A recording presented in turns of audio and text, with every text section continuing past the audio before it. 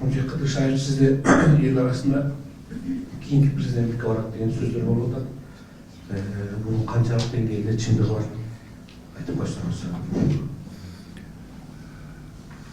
Эми бул мамлекетибизде президенттик орун бирөө эле. Так. Бүгүнкү күндө урматтуу президент Садыр Кожоевич иштеп атат.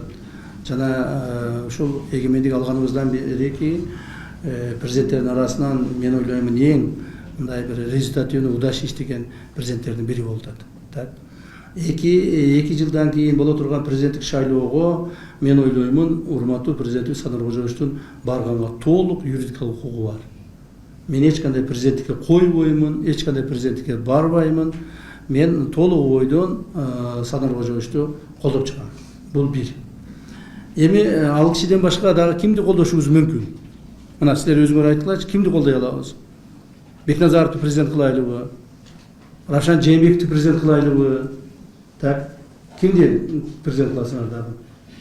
Же болбосо кайрадан Атамбаевди алып келип президент кылайлыбы?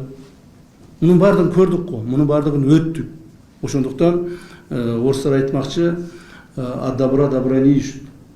Так, жакшы иштеп атат президентибизди мындан ары колдошубуз керек. Жана экинчи сурокко кийинки конституция боюнча Садыр Кожоевичтин юридикалык жагынан кийинки конституция менен 2 жолу президенттикке койгонго укугу бар.